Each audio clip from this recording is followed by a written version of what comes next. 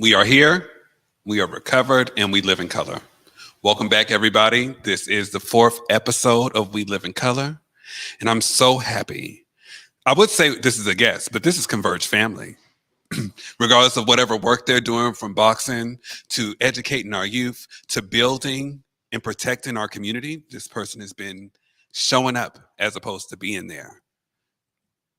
With love, I have Nikkita Oliver. How you doing? What's good, family? I am so excited to be in space with you, and I'm also so glad to hear recovered. Recovered. Yes, we got to take care of You ourselves. have to say it. It's been such a path, but I'm appreciative for community Yes. when you actually just authentically let people know where you're at and they meet you there. It's rare. Yes. Thank you for modeling that. I Yeah. think it's hard for so many people to Yeah. say what they need when they need it, especially if it means taking a break. Because I feel like as Black community, we just grind Right. nonstop. So I appreciate It, you. it felt good to be like, we'll be back after these messages and then come right back, but back with power. With the glow. Right, with the glow. You see this glow in the Ross? You know? Here for it. But I'm here. I'm here for it. But I'm so here for you. I mean, the work that you have done in community. This could be a 4-part series, y'all, but we're gonna have to break it down, right? But I want people to know a little bit more about you and your why. So tell us a little bit about like growing up, because you grew up in the Midwest, right? I did. I grew up in Indianapolis, Indiana. And, I've started telling people like some real about how I came to Seattle because I think there's an assumption that I have always been politicized or always been radical. And when I moved here in 2004, I voted mail in because I went to Seattle Pacific University. They need to get their stuff together right now. They're having some issues. Okay. Hashtag get it together, please. Get it together. So not claiming, but just saying Okay. that's where I arrived to. And when I voted in my first election, my first presidential election, I voted for Bush. You did. Hold on. Wait. Sorry. I Yes. think there's something wrong with the mic. Yes. You want to check the mic? You voted for who? I voted for Bush. I voted Republican in Was 2004. that Bush Gore? Bush Gore. I think it was, I can't remember who the Democrat was, but what I can tell you is I grew up in a very religious family. I did not grow up in a political family. And in the Midwest, you hear kind of a silo of messaging. And so luckily or not luckily, my vote didn't count that year. That is still how I voted though. Okay. But see, at least you're being honest. I think it's important to be honest because there is some assumption that conservative folks cannot arrive at also being abolitionists or being anti-capitalist. This is not something I was born into. I did not come from a political family. And so being at Seattle Pacific University as one of very few Black students, I would actually say I radicalized very quickly. And that's how I became politicized, was sitting in an environment that was majority white, majority wealthy folks, and in many ways, very closed mind, except for one class that I took. I took a first-year Bible class where the professor talked about how the Bible had come about to be the Bible we know now. And I just started to have these intense revelations. And that was the beginning of a very drastic shift in my political views and my world views. And I want people to know we start at a lot of places. Yes, we do. And so over time, within the first year of being in Seattle, I was volunteering at Aki Kurosi and Graham Hill Elementary School. I was a tutor through Urban Impact.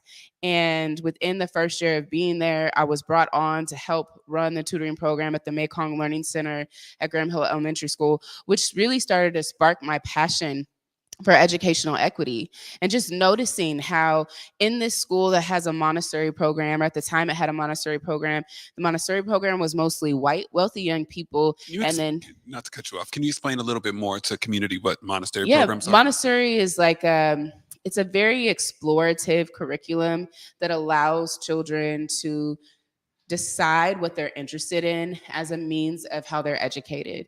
And so it's not so constrained to a curriculum. It doesn't have the same expectations that many of our young people are subjected to. It really is this idea that a child's interests matter in their education. And so you Absolutely. allow them to play, you allow them to explore. And in that program, it was mostly white and wealthy young people.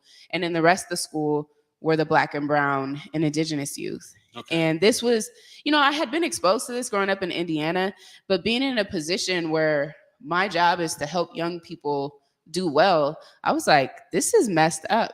And so it really catapulted me into thinking about educational equity, asking questions about how are Black families and Black children not served in this system, and what do we need to be doing differently? Over time, I ended up becoming a chaplain at the Youth Detention Center. I don't think most people know that. Oh, wait. Yes, a chaplain. Amen. Amen. Yes. Ashe. Right. I was actually on the path to ordination when I first moved to Seattle. I'm And ordained too. You're ordained as well? I'm ordained. Yes, Reverend. Amen. Minister Deaunte Damper. Minister. I got it during the pandemic. I know that's right. You got it online. Yeah. Yes, I did. I'm about to officiate a wedding, so I shall also be venturing to the onlines. $140? Never mind. Sorry. Yup. Don't tell the secrets. Yeah. But I was working as a chaplain at the Youth Detention Center, and I was sitting with this young person, and this is how I became an abolitionist. They had been in and out of the youth jail since the age of 12. They were 17 at this point. Both of their parents were in federal penitentiaries. They were in kinship care, which means their grandparents were caring for them. And in order to make ends meet, they started stealing things because they could see that their grandparents didn't have access to the resources. And they were sitting there telling me their story, sharing with me some things they had realized. And I said, they looked at me very seriously, very deep in my eyes. And they said, Nikkita, I'm institutionalized. 17 years old. And I was like, what do you mean by that? And they told me they did not believe they could live outside of a jail setting, that they didn't have, they wouldn't know how they would eat, how they would go to school, how they'd know when to get up and go to bed. And I had this immediate moment of being like, wow, we are damaging our children. Nothing about this is rehabilitative. And it really, catapulted me once again, these big moments into the work that I do now. Right. So even, and I have to ask you this, right?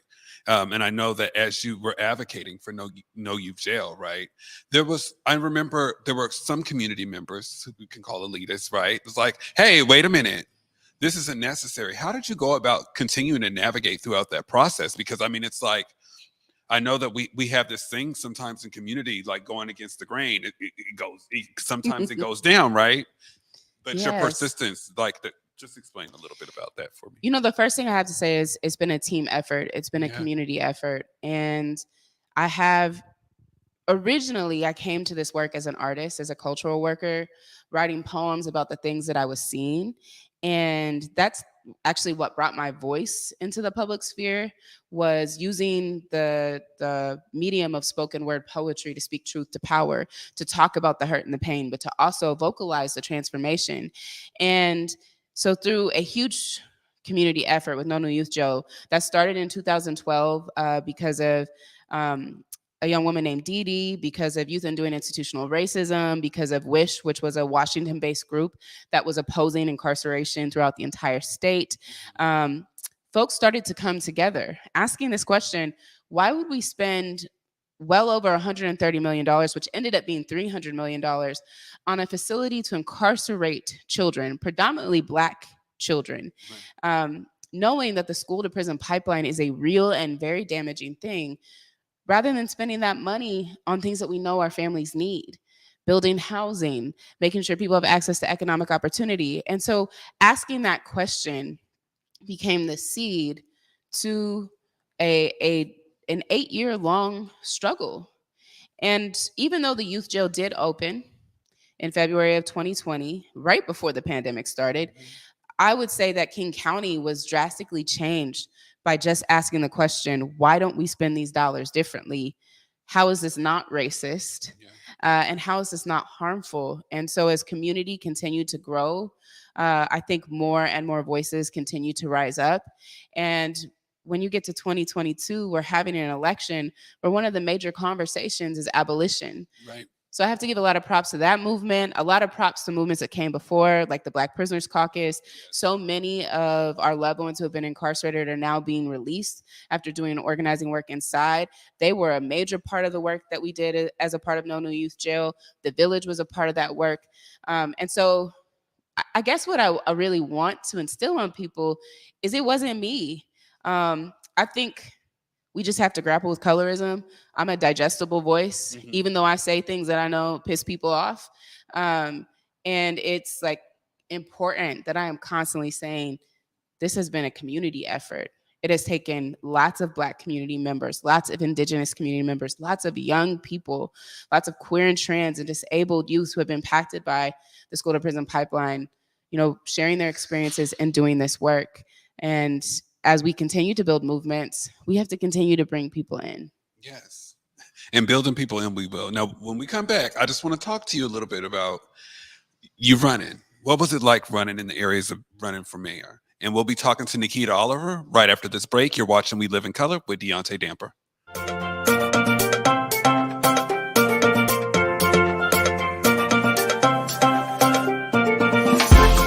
What? What's poppin', y'all? It's Rel Be Free. I'm here to let y'all know that August 13th and 14th, that's a Saturday and Sunday, from 2 p.m. to 10 p.m. on Pier 62, Waterfront Park. It's going down. We got the Madaraka Festival 2022. This is an event that's free of charge for everybody. So pull up, bring your family, bring an appetite because we're going to have food, bring an appetite because we're going to have live music. African culture is going to be on showcase. Your boy is going to be performing on August 14th. That's the Sunday event. Y'all pull up. It's free of charge to everybody. We celebrating African culture, African diaspora. It's going to be a lovely time. Looking forward to seeing y'all. Holla at me.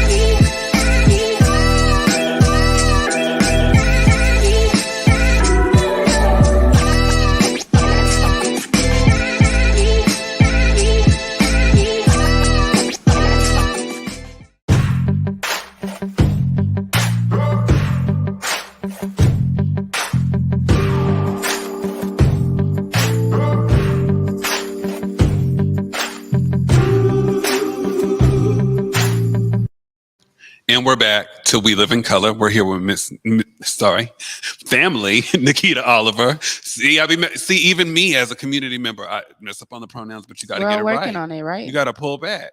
I like that immediate correction. It's a practice. It's a practice and it's hard. And sorry, as we're segueing into like that, how hard is it? Have you ever had to correct people in the areas of your pronouns? What is that? What I think a lot about is, so in 2017, when I ran for mayor, I was using she, her pronouns and was very much on a gender journey. And I see all these materials where, folks are like Black woman. And I have a level of discomfort with my own past visibility as I have grown into being able to be open and honest about who I am and where I'm at. I find how my gender shows up on a daily basis to be very fluid. Yeah. You might catch me one day in some kicks and a button up and be what we traditionally think of as more mask, though I don't think clothes have a gender, I'll be real. No. And other days might show up like this. And so it's been a complicated journey. Yeah. Even with my family, my family is still in the Midwest. And they're like, they, them. And so I'm constantly explaining. But yeah, I've had to correct people. Yeah. And it was wild during this last election when I think my pronouns were used in some ways to mock me. Mm-hmm. They were put on one of my opponent's mailers. And I think that was to trigger more conservative community members who are like this pronoun thing. Yeah. So yes, it is complex, especially when you're having your gender journey in a visible way. Yeah, and you've been doing it for almost, I moved back home in 2017. So I think you were just starting to run. Yeah. Yeah. That was the first And time I ran. what was that journey like for you? What was that journey like? I had the benefit in 2017 of being a little bit naive about how people move in political spaces. Now, I'm not going to say I was naive about my political values or that we as a campaign were naive about our policies, but there were just so many things that shocked me about what people do during an election and what they do right after an election. Mhm. And I didn't decide to run on my own. That was not it. I wasn't like one day up, like, I want to be a politician. In fact, I did not want to run, but we were holding a number of community circles with elders and young people and organizers and artists right after the 2016 election where 45 was elected. And we were trying to figure out at a local level, what do we do? We're going to have a hard time changing things at the federal level in that moment, but we knew that this next local election was coming up. It was going to be a big deal. It was for an executive office. There were a number of city council seats up, and us getting involved somehow was an opportunity to help bring people out of like the lethargy that last election put folks into. And so after holding circles and asking folks what they want to do, we had this long list of people to run. We thought we were going to run a whole slate of every office that was coming up in our local area. And then we realized how hard it is to run a campaign. Right.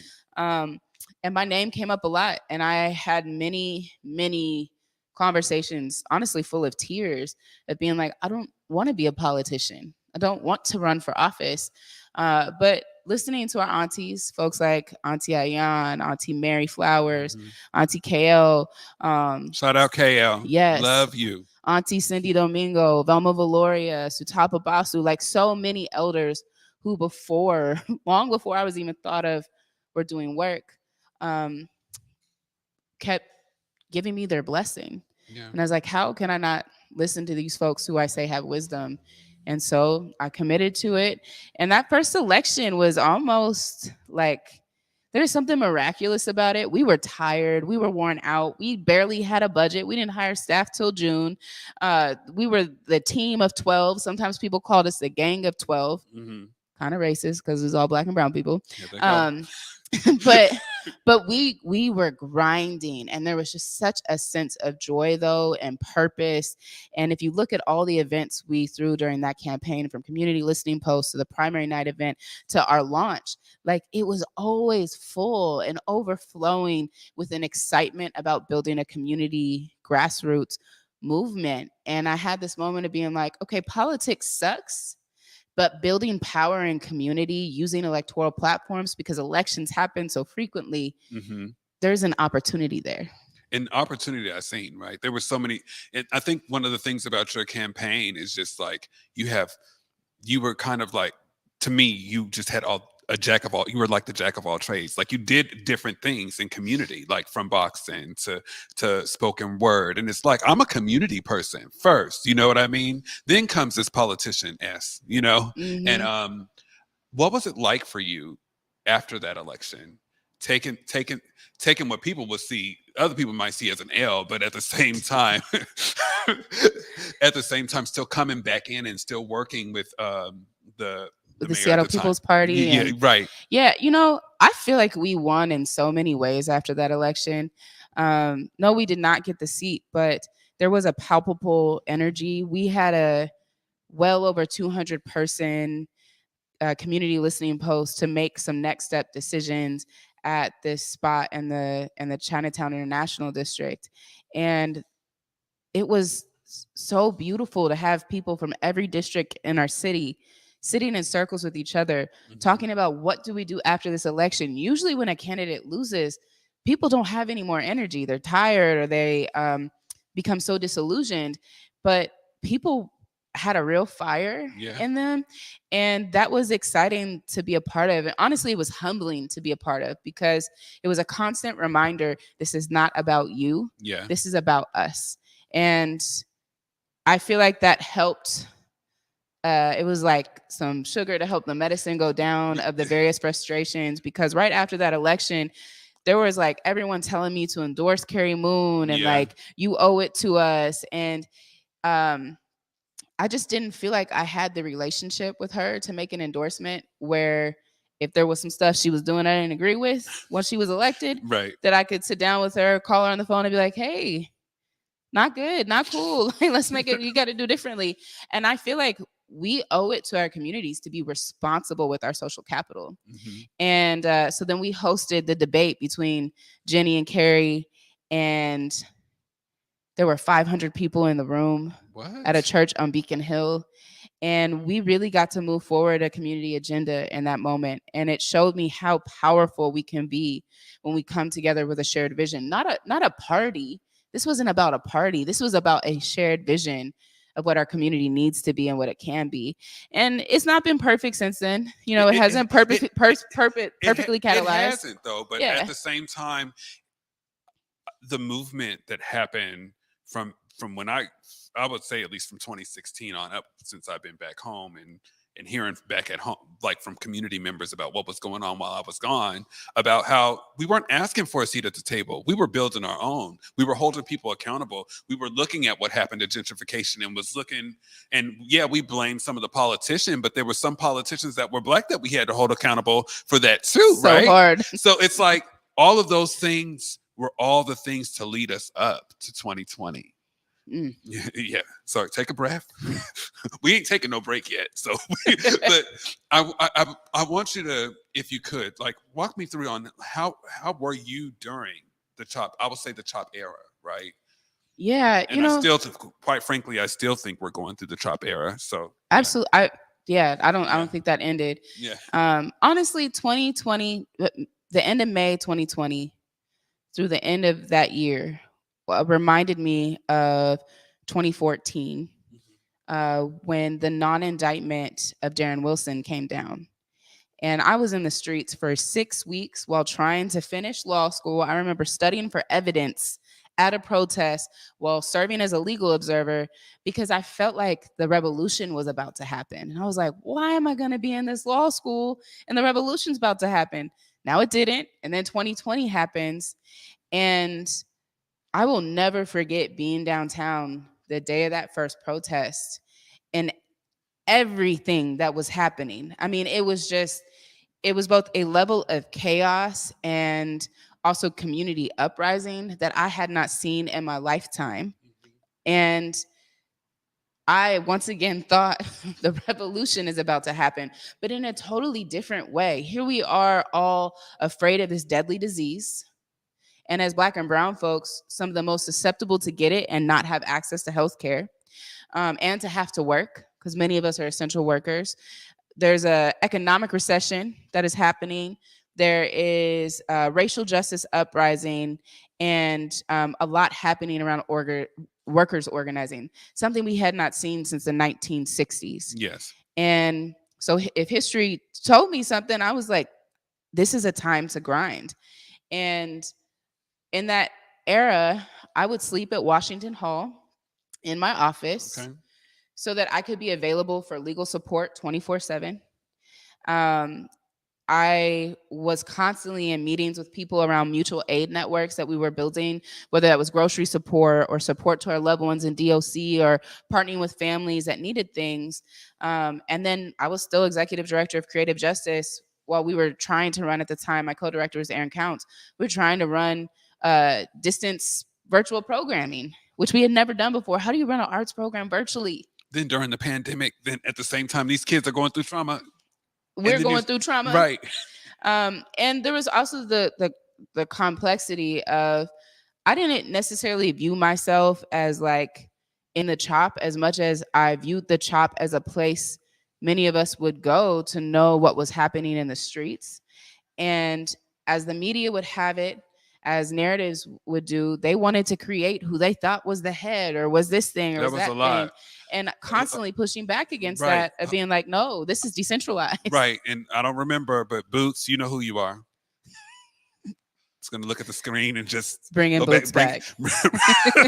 Just rewind it back. But yeah. That was an interesting time. Yeah. Yes, but I'll never forget June 3rd when we put out a call on the internet June 2nd at 11:30 p.m. at night. and then showed up at Cal Anderson at 1 p.m. on June 3rd. And we had our demands: defund SPD, invest in Black community, and free all protesters. And 12,000 people showed up overnight to march, and getting to City Hall as people are cheering and chanting. And we were invited in, and we were like, cool, come in if we can live stream, because this isn't just about us. Right. We need transparency in how this is going down. And then being denied entrance on 4th and having to walk up 5th, and how everyone just started chanting Black Lives Matter. There was so much power in the streets that it did shake political spaces. Yeah. And so I never want to deny the power of protesting, of economic disruption, but also the importance of that being connected to policy and advocacy, and connected to those who are most impacted by a situation. There's been a whole ecosystem of things that have been happening for many, many years, to make 2020 the year that it was on all sides. Now, let me ask you this. Uh-oh. If you were the mayor, what would you have done differently?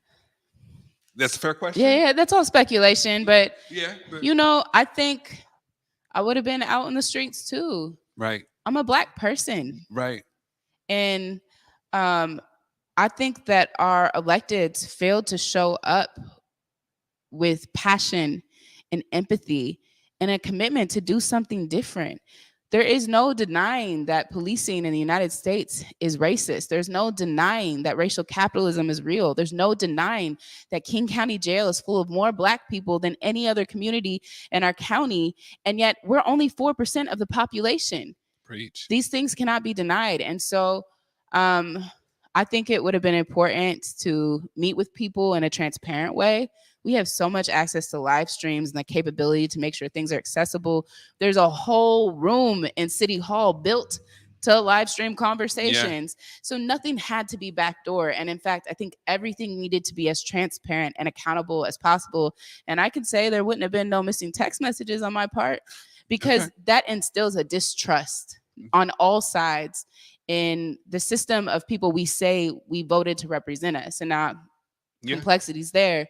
But I think how you show up with people and then follow through on what you say, it makes all the difference in the world. Yeah, but I want to just make sure that I shout out yourself, Converge, Eric, and definitely, and Joey Wise. Shout out to my boo Joey Wise. All the live streamers. I'm telling you, I was literally I was still having to work, and I literally would just subscribe to y'all every day, every hour on the hour. And Joey, you know how to hold a camera, love. We appreciate you and respect your allyship. Christina. Oh, yeah, Christina. There were so many live streamers that showed up, and I do have to give props to Amari and Converge, because they popped in the streets. Absolutely. Almost immediately. And stayed there after many, many traumatizing incidents over and over, right? And I have so much respect for that, because they didn't sugarcoat the story. They didn't try to change it for their own narrative, where you would have other media come out, get a couple shots, put it on the nightly news, but Converge showed up and didn't filter your stream for you. You could make your own decision about what you saw. And I think that in the world of journalism, that's powerful. Just some humility in journalism. Mm. One of the things about it is, because we're talking about the pandemic and how was your family impacted back at home through the pandemic? I know you have family here, but what was that like for you through the process? I think the biggest impact for me was in December of 2020 when my dad passed, and having to make the decision of when do I go home, because I couldn't spend time with him. He was really sick. So even if I had gone home during the pandemic, there was always the risk that I would bring something home to him. And when he went into a coma, and I had to decide. I had to keep asking myself, do I spend the $1,000 to go now? Do I spend the $1,000 to go now? Do I spend it to go now? And I'll be real with you. Part of my impetus for moving back to the Midwest, I never want to make that decision about my family again. Any family member. I want to be able to hop in my car, drive home, and be responsive. I think the pandemic for me with my family, as hard as certain things have been, showed me I don't want to be so far away in such a way that I can't get back when I need to. Yeah. And I think that was the experience of my family. My mother went months without seeing her grandchildren. And in the midst of the protests, some of the only news she had access to was what was coming up in the Midwest. And all she could see was Seattle on fire. So every day I was getting a call like, are you okay? Are you safe? Which, media, dang, y'all can't be having parents Right. scared like that. Tell the truth. And so, yeah, there were a lot of impacts. My mom works in a call center. My stepfather was owned a cleaning company at the time that cleaned hospitals. Wow. So, really trying to figure out how to take care of workers and take care of himself. I had multiple family members transition.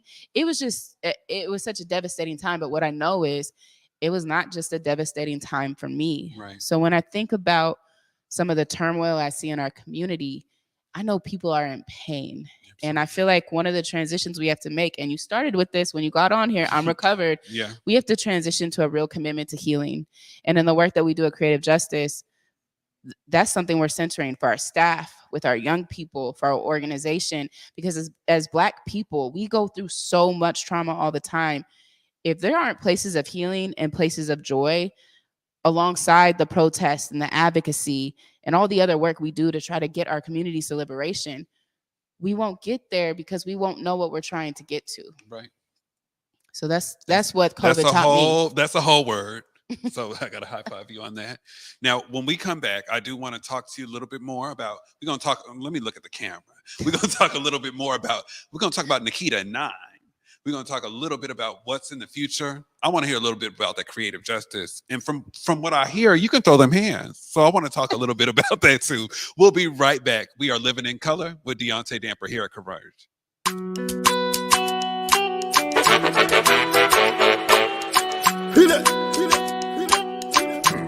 I'm the banjo ski band like my Jamaica friends call me. Capella like my South Africans call me. Mensa like my Ghanaians call me. Free like my Liberians call me. Ustinawata Buroga da Yawan. Importer, exporter. Seattle.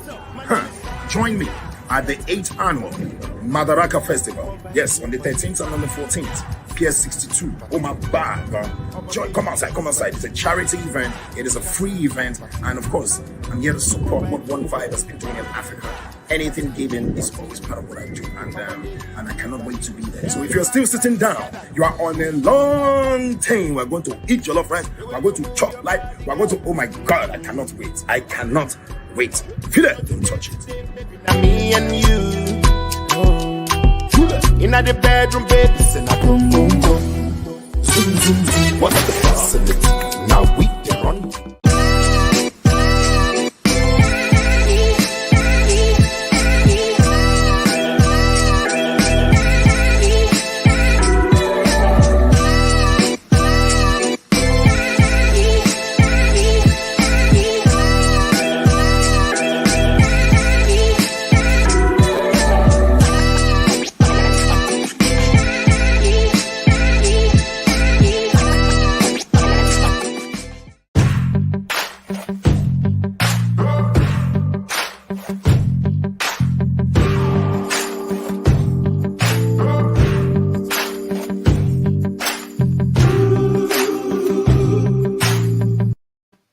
My Factor twins, my brothers. You'll see them tomorrow. Check them out on Converge Media. Now, what was you saying during the break? I gotta get that. You got me with a little reflection when you asked me that very hard question. If you were mayor, what would you have done? In retrospect, I'm actually glad I didn't win. Okay.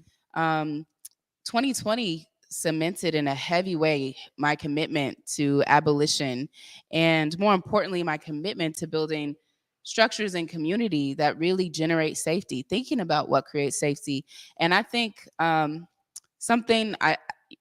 conflict of interest, the internal conflicts I would have had being the chief of police boss. Yeah. I don't know what I would have done in that moment. And would I have been able to act in true commitment to my ideals, in true commitment to my policy analysis, and in true commitment to the community that has raised me up. Those are all three different things. Yeah. I don't think so. And I would have had to have compromised. I would have had to have made a choice. And I just think that in some ways is the name of the game in politics. Would have been an issue had I won city council, though I think it's a much more manageable issue. Yeah. That's the legislative branch. There are 9 voices instead of 1. And so, yeah, I really reflected actually in that moment when other people were like, well, I wish you were mayor. Part of me was like, I'm actually glad I'm where I'm at right now. I'm glad I'm here with you. Yes, I'm glad I'm here with you right now. That is so real, and beyond the abolitionist work that you do, like I just found out I was being nosy on the gram, and you box. I do box. You box. I started boxing in law school. Okay. Because law school is terrible. And how was that for you? What was that? Was that a great outlet? And it was such a needed, not just an outlet. Boxing helped me see my body with an element of joy. Okay. Like my body can do fierce things, which I had not believed before I started boxing. In fact, I was the kid in the family who was like, come to my musical, come to my concert, come watch me read a poem. And so I was not the athlete. The rest of my family's athletes. They play basketball, they run, volleyball, track. I was not an athlete. I am an athlete though. Okay. And so I discovered that with boxing that I had a lot of potential. So in 2019, I did my first tournament in Canada, which was really exciting. And I lost my first match, though arguably I should have won. She turned her back to me 3 times. They keep on messing up Nikkita during these battles now. Stop playing with her. She was 19 though, about 5'10". I think I was in my 30s already, 5'4". So, it was an interesting match. But I won my second match by TKO 20 seconds into the second round. Okay. And so all right, Tyson. Yes, let's go. Okay. But boxing has really helped me see my body as a space of strength, as something valuable in a world that, to be honest, as a round person, we don't be getting that love. You don't be getting that love. Not the way I deserve it. Okay. What kind of love do you deserve? The kind that nurtures and protects and honors and asks for consent. Yes. Say it one more time. Ask for consent. Okay. It's sexy. Yes. Yes. Right. So yes. Message. So I loved. Okay, so I got the boxing, but I already knew that you. So I know that after years you are leaving creative justice. I am. After how many years have you been a part? 7 years. Oh my God. A lot of people during elections don't believe I have a job. I think people think George Soros pays for something for me. George Soros does not fund me on anything. Nothing. I work at any given time 6 jobs. Okay. 6 jobs. 6 jobs. This city is expensive. Yes, it is. I got loans to pay off, and I thought one day I would buy a house, but when the median cost of a house is $1 million, probably not here. Yeah. But creative justice, I started as a mentor artist. I just worked one. I was really only supposed to be there for one session. And Aaron Counts, who has helped found a number of incredible arts and cultural organizations. Shout out to my Bill brother, Aaron Counts. Yes, Bill brother. Aaron Counts. Shout out. And he invited me to stay as the advocacy manager at that time. And I had just finished law school. I was finishing my master's of education. I had 1 quarter left, and he was like, do you think you can manage working here and finishing school? And I was like, yeah, like this is my dream job.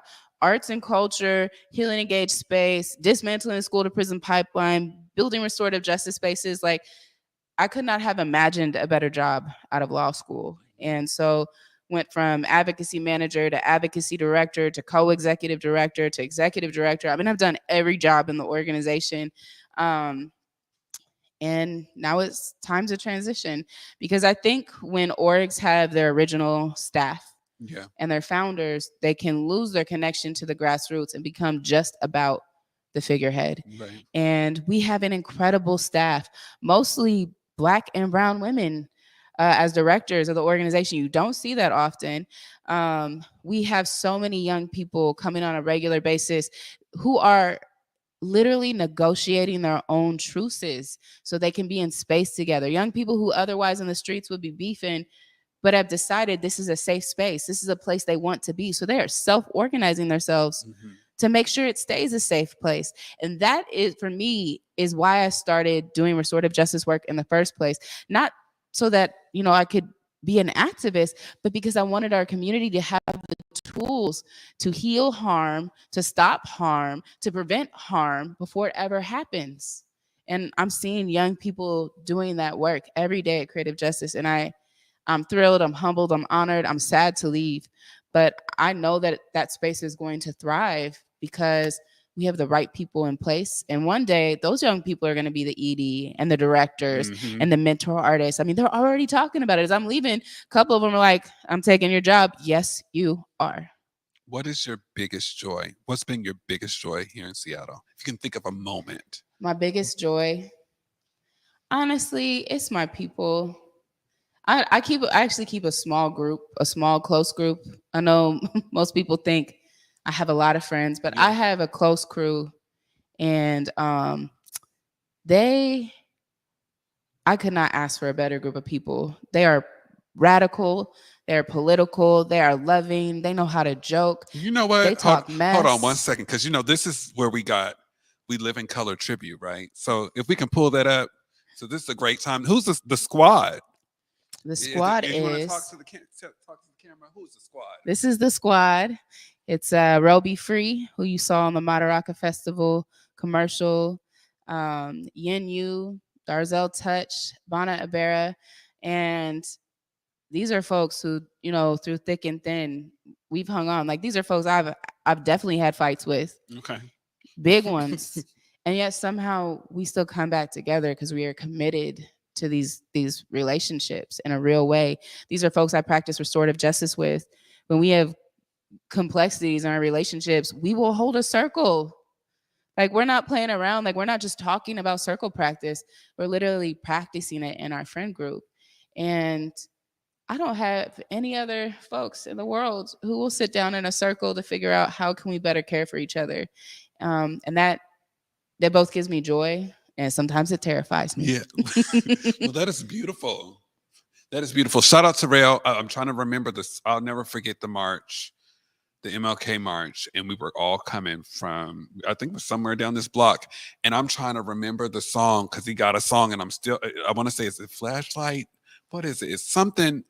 He got a lot of songs now. He put out an album every 3 months. You got a song that I like, and I always say it to you when I see you. But listen, bless me. I know the album came out in 2020, but either way, I just remember that moment.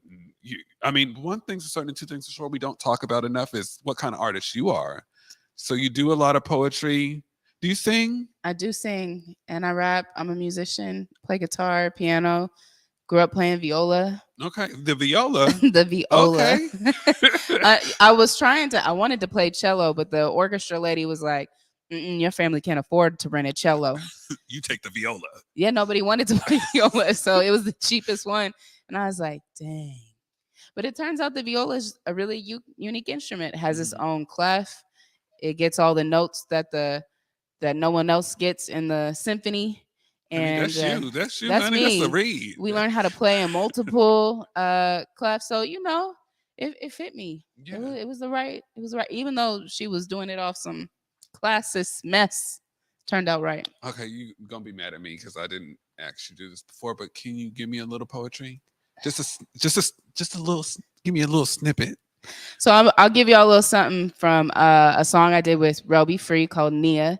Nia means purpose. And we're going to be performing it at the Madaraka Festival on Saturday. So come through. Here's the intro. Sometimes it's so confusing living in between, brushing up against what's unseen while it's punching me. Though my purpose goes beyond floating like a butterfly and stinging like a bee, I know it's hard to see. Warrior blood on the ground, rows of concrete. Tear up these streets, our greatest power being naturally. As we are who we be, grow with purpose, we build and we grow. For the children we owe, a world we don't know, before the seeds that we sow and the tears that we cried, water the lost souls of time, reclaim and reroot, and what we know is truth. The blacker the berry, the the sweeter the juice. Pulled from inside, more than our skin. It's the culture and vibe. We on a quest. We come from a tribe. Our hope won't subside. We are the moon and the tide. We ebb and we float for the purpose of life. To love and be loved. To love and be loved. To love and be loved. I'm gonna need that to be the theme song of We Live in Color now. That was good. Now, where is this event at? It is, I think it's at the pier. The pier. We're gonna be out in the beautiful pier. Okay. The waterfront. Come out. Let's make it real black. Real black. Now I'm gonna have to get. I think we just had a commercial actually on it, but We did. We'll have one more commercial and we'll go over some events. And I have to ask Nikkita, what is her why? What is their why? We're watching We Live in Color here at Converge Media.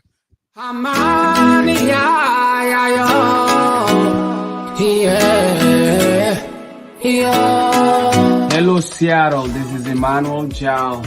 I'm excited to be part of the 8th annual Madaraka Festival happening on the 13th to the 14th of August, 2 p.m. to 10 p.m. at Pier 62, Seattle. I'll be there. I'm looking forward to see you. Tell your mother, tell your uncle, tell your sisters, tell your friends, and see you when you get there. At this festival, they always bring the African's finest artists there. So there'll be food, there'll be style, there'll be clothing, there'll be art. Just be there. Peace to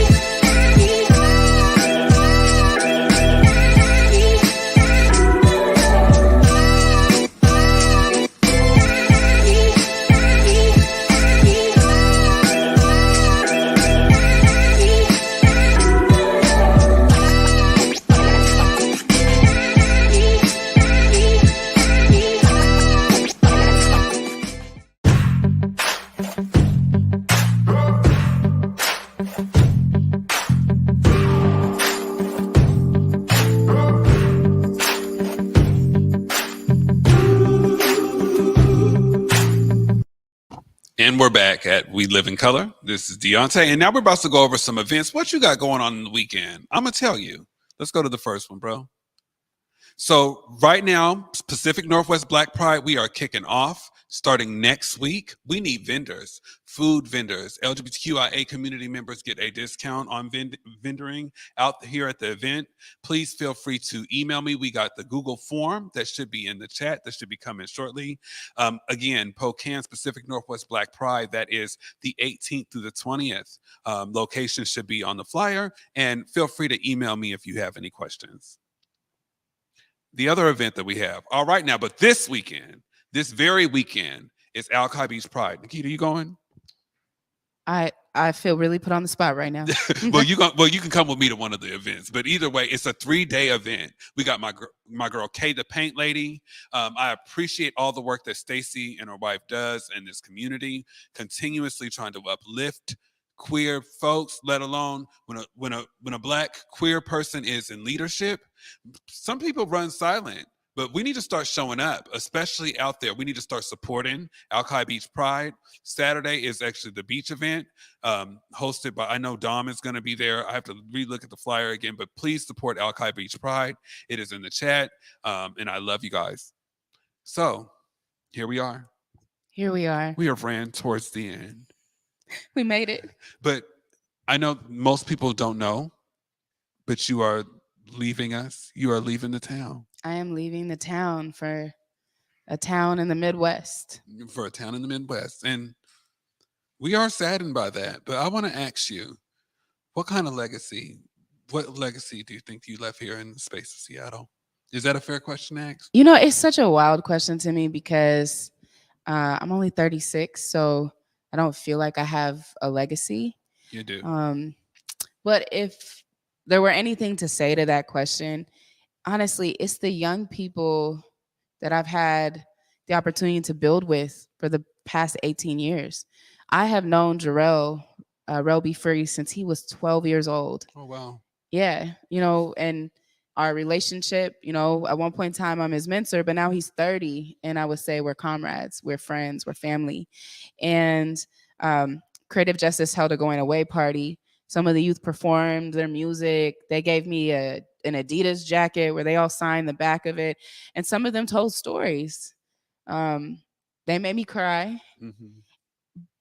But when I hear young people say what they want to do, what they're going to do, what their vision is for themselves because they've had an opportunity to dream about it at Creative Justice, that's the legacy. That's the goal at the end of the day. And I can't wait to come back and see what all of them are doing, whether that's going to school or having a family or running Creative Justice or working a job, because for some of them, that is a step, you know, and we're all about acknowledging steps. And so I'm really humbled and honored to have gotten to be a part of so many young people's lives. Yes. That's legacy. And we appreciate that. And one of the, another diaspora of community that you've reached to is a lot of our queer community members, hence the show. Is there a message that you would love to leave our community members, our LGBTQIA community members, Black? Yes. Black. Sorry. I would just say we're not a monolith. Right. Being Black and queer, trans and non-binary, gender diverse, it doesn't have to show up in any particular way. That's the whole point. That is the whole point of breaking the gender binary. It is the whole point of being able to be in the relationships we want to be in, is that we don't have to show up in some categorical way. We're not a monolith. And I think that's my biggest lesson, to be quite frank, from Seattle, is creating more space for the beauty that is all Black people, all Black and queer people, all Black and disabled people, all Black and wonderfully round people, you know, all Black women, Black femmes. We need to be creating more space for us to all be able to show up more honestly as who we are. That doesn't mean we won't have disagreements, because I'll be real, the disagreements are real. It also doesn't mean we have to harm each other or throw each other under the bus. That's a lesson I want to take with me as I move back to the Midwest, because to be quite frank, I'm moving to a hella Black city and I'm excited about it. Okay. But I want to learn that lesson. Yeah. That we're not a monolith and we should have room to show up as who we are and as we need to. And that is a beautiful thing. It can be a complex thing. And we need to be willing to sit in that complexity. Amen. Yes. Sorry. This is the most high fives I've ever done on this show. Now, before we get out of here, I just want to thank you for not only, you're not a guest. You are family in this space. We appreciate the work that you've done here, advocating, protecting, and building for all of us, for our youth, queer people who look like me. And thank you for living in color so we can learn how to. We appreciate you. It's all love, fam. Now, brothers and sisters, we will see you in the next couple of weeks, or maybe even next week, because you know what? Spokane got Pacific Northwest Pride. So we'll see what's going on in that space. I want to thank y'all. This is episode 4. That's a lucky number. Okay. Thank you. You were just watching We Live in Color with Deaunte Damper here on Converge Media, baby. Have a good one. Good night.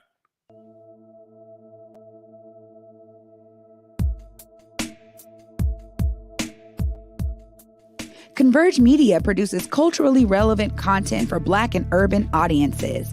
Our coverage is raw, transparent, and objective, praised by community leaders, government officials, and residents. Support Converge Media today via Venmo, Cash App, or PayPal at Converge Media.